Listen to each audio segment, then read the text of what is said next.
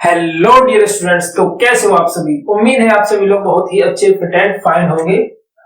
तो हम जो फर्स्ट चैप्टर के अंदर चल रहे हैं इलेक्ट्रिक चार्जेस एंड फील्ड्स, जिसमें हमने गॉस थ्योरम को बहुत अच्छे से समझ लिया। एप्लीकेशंस उसके चल रहे हैं। उस एप्लीकेशंस में लास्ट एप्लीकेशन रह गया अपना इसका electric field due to a charge sphere. एक स्फीयर की वजह से कितना इलेक्ट्रिक फील्ड होगा। तो आज इसको क्लियरली एकदम ठीक से समझते हैं। तो कोई भी कहीं भी किसी भी जगह पर अपना ध्यान नहीं लगाएगा, सिर्फ और सिर्फ वीडियो पर ध्यान लगाएंगे। कॉपी और पेन साथ में लेकर बैठेंगे और अच्छे से समझते हुए इसको चलते हैं। तो चलिए शुरू करते हैं आज का session. Electric field due to a charge sphere. एक स्फीयर बनाना है अपने को, तो जो कह रहा है उस काम को तो करना पड़ेगा। चार्ज स्फीयर, एक स्फीयर जो कि चार्ज हो, यूनिफॉर्मली समझ सकते हो आप। एक छोटा सा स्फीयर बना लिया, एकदम सही है, ठीक है। इसको हमने प्लस चार्ज दे दिया, ले भाई ले, प्लस चार्ज दे दे, ठीक है। अब क्या करना है, इसकी वजह से इलेक्ट्रिक फील्ड बताना है। अब इसकी वजह से इलेक्ट्रिक फील्ड बताना है, कितना इलेक्ट्रिक फील्ड है। इसकी कुछ रेडियस भी होनी चाहिए ना, तो इसकी रेडियस मान लेते हैं कैपिटल आर है, ठीक है। अब इसकी वजह से इलेक्ट्रिक फील्ड बताना है, तो हम मान लेते हैं कि इसका यहाँ पे इसको आर को यहाँ से हटा दें, इसका यहाँ ये होगा रेडियस और r distance, small r distance और एक पॉइंट पी मान लिया हमने, ठीक है। इस पर हमको इलेक्ट्रिक फील्ड बताना है, किसकी वजह से, ये जो चार्ज स्फीयर किया हुआ है। अब तो हम पढ़ रहे हैं इसको एप्लीकेशन किसके, गॉस के लॉ के अंदर। इस एप्लीकेशन पढ़ रहे हैं गॉस के लॉ के अंदर, तो गॉस वाले ही कुछ फंडामेंटल्स यूज करने पड़ेंगे। और गॉस कहता है कि भाई मुझे को यूज करने से पहले, मेरे फंडामेंटल्स को यूज करने से पहले गॉसियन सरफेस होना चाहिए। कुछ ना कुछ गॉसियन बनाओ भाई, जब तो समझ में आएगा कि गॉसियन फर्स्ट है, गॉसियन सरफेस है। तो हम क्या कर लेते हैं, इसको कवर करते हुए एक ऐसा इमेजिनरी फॉर्मेशन का कुछ गॉसियन सरफेस रेडी कर लिया, डॉट डॉट डॉट बना के, जिसके इस पॉइंट पर P है, इस पॉइंट पर क्या है, P है, जिस पर हमको बताना है इलेक्ट्रिक फील्ड, ठीक है। सच्ची बात है, ठीक है। अब जो कि पॉइंट O से जो गॉसियन पृष्ठ बनाया है, जिसकी रेडियस कितनी है, स्मॉल r है, और एक जो चार्ज सरफेस लिया था, जो चार्ज स्फीयर लिया था, वो उसकी रेडियस कितनी है, कैपिटल आर मान ली है यहां तक, ठीक है। अब क्या है, यहां से यहां तक की रेडियस हो गई r। अच्छा, इस ये दो पॉइंट जो O है और जो कैपिटल स्फीयर है और जो स्मॉल स्फीयर है, इन दोनों का कोसेंट्रिक पॉइंट O है, यानी इसका भी पॉइंट O है और उसका भी पॉइंट O है। सेंटर जो है दोनों का O ही है। इस पॉइंट, इस चार्ज स्फीयर की वजह से इलेक्ट्रिक फील्ड मान लेते हैं कितना है, E वेक्टर, और इसका जो वेक्टर, एरिया वेक्टर है, उसको मान लेते हैं ds वेक्टर। दोनों की डायरेक्शन किधर है, एक साइड में है। प्लस वाले का प्लस चार्ज है, तो प्लस चार्ज की वजह से पॉइंट P पे इलेक्ट्रिक फील्ड बाहर की तरफ ही होगा, बाहर, क्योंकि पॉजिटिव की जो फोर्स लाइंस होती है आउटवर्ड, किधर होती है, आउटवर्ड, बाहर की तरफ। तो इन दोनों का इलेक्ट्रिक फील्ड, जो इसका इलेक्ट्रिक फील्ड है बाहर है, और ds वेक्टर भी क्या होता है, ds वेक्टर ऑलवेज भी परपेंडिकुलर टू सरफेस। इस सरफेस की हमेशा क्या होता है, इसकी डायरेक्शन परपेंडिकुलर होती है। तो दोनों के बीच में किसका एंगल बनेगा, 0 डिग्री का। इसका मतलब दोनों के बीच में कोई भी एंगल नहीं है। क्लियर, चलिए अब क्या करना है, पॉइंट इस चार्ज की वजह से इस पर इलेक्ट्रिक फील्ड है। पहले तो गॉस का जो यूजेज है हमारा, गॉस का क्या है, गॉस का थ्योरम है बाय गॉस थ्योरम। क्या कहती है Gauss theorem, E vector dot ds vector equal to q upon epsilon naught. ये क्या है, फ्लक्स है। अब फ्लक्स क्या है, देखिए इस चार्ज की वजह से सरफेस जो चार्ज है, इस पर चार्ज स्फीयर है, इस पे चार्ज पूरा है कंप्लीट। अब इसकी वजह से इलेक्ट्रिक फील्ड लाइंस निकलेंगी, इसका मतलब इसका फ्लक्स तो बाहर की ओर निकलेगा। तो जो बाहर की ओर फ्लक्स निकलेगा वो इस पृष्ठ से होकर निकल रहा है, यानी इस सरफेस से होकर के बाहर निकल रहा है, क्योंकि इसके अंदर चार्ज अवेलेबल है। इस पूरे स्फीयर के अंदर अगर चार्ज अवेलेबल है तो इसके बाहर की तरफ फ्लक्स निकलेगा। ठीक है, कितना फ्लक्स निकलेगा?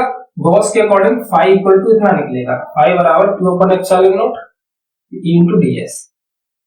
इसको मैं सॉल्व करूं तो E ds ये आ जाएगा cos theta Q upon epsilon not. अब हम जानते हैं E और ds के बीच में थीटा कितना आया है? 0 डिग्री। इन दोनों के बीच में एंगल है ही नहीं कुछ भी, इस पॉइंट से जो एंगल है इन दोनों के बीच में कुछ भी नहीं है। E एक मिनट एक और लाइन बढ़ा लेते हैं, E ds cos 0 Q upon epsilon not. cos 0 की वैल्यू कितनी है? 1। ये हो जाएगा E ds Q upon epsilon not. ठीक है, ये अपना थ्योरम इस तरीके से निकल कर आ गया। अब ये क्या है? ये है टोटल सरफेस, इसका डिफरेंशिएशन करना है तो टोटल सरफेस निकल कर क्या आएगा? तो E S यानी पूरा कंप्लीट S, S किसका? स्फीयर का पूरा। तो स्फीयर का कंप्लीट कितना होता है? 4 पाई r स्क्वायर। r कौन सी वाली आएगी? बड़ी वाली, सॉरी स्मॉल वाली, छोटी वाली आएगी क्योंकि बाहर के स्फीयर के हिसाब से हम करेंगे इसमें। Q upon epsilon not. ठीक है, इसको कहां कर देंगे? इसके नीचे। E बराबर 1 upon 4 pi epsilon not, E बराबर 1 upon 4 pi epsilon not Q upon r square.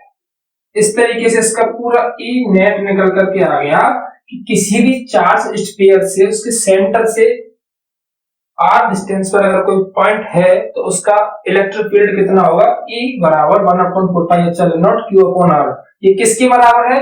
जब हमारे पास एक पॉइंट चार्ज दिया होता है और पॉइंट चार्ज की वजह से r डिस्टेंस पे अगर हमको इलेक्ट्रिक फील्ड चाहिए होता है, उसी के बराबर है ये, क्योंकि उसका भी E नेट कितना होता है? 1 upon 4 pi epsilon not Q upon r square. ये उसी के जैसी बिल्कुल डेरिवेशन, उसी के जैसा फॉर्मूला। ये तो कब है? ये है R पॉइंट पर, यानी कि इसके R पॉइंट पर हमने इसको माना सरफेस के। अगर इसके प्रॉपर सरफेस की बात करूं मैं, यहाँ इस सरफेस पे कितना होगा? इस जगह पर, तो इस R की वैल्यू चेंज हो जाएगी। At on surface, at on surface, जो सरफेस होगा उस पर कितना होगा? तो यहाँ R जो है वो स्मॉल r की जगह पर कैपिटल R हो जाएगी। फॉर्मूला वही रहेगा, फॉर्मूला वही रहेगा, सिर्फ कैपिटल R में चेंज आ जाएगा।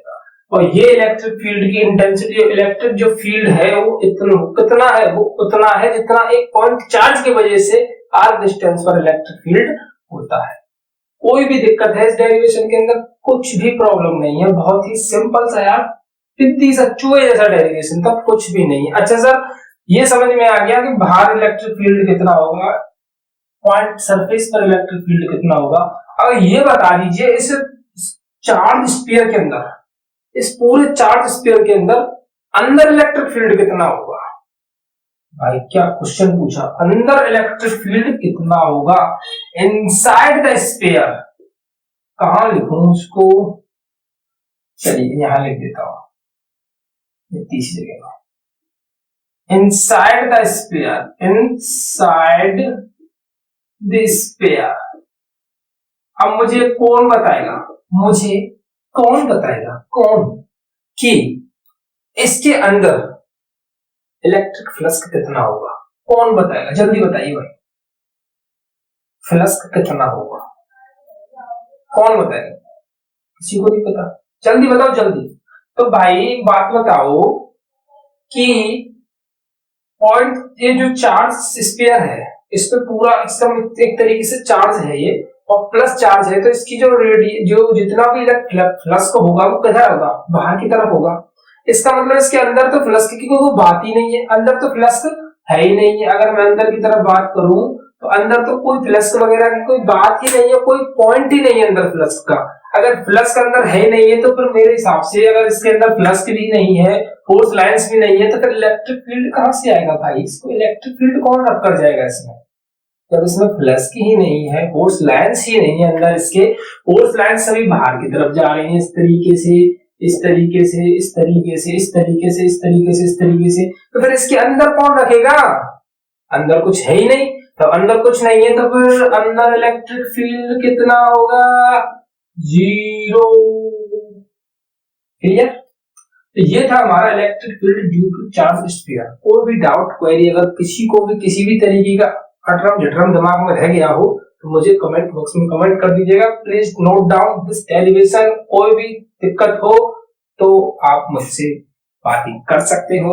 टेलीग्राम ग्रुप ज्वाइन कर लीजिए, वहां पर आप अपने डाउट को मुझसे क्लियर कर लीजिएगा।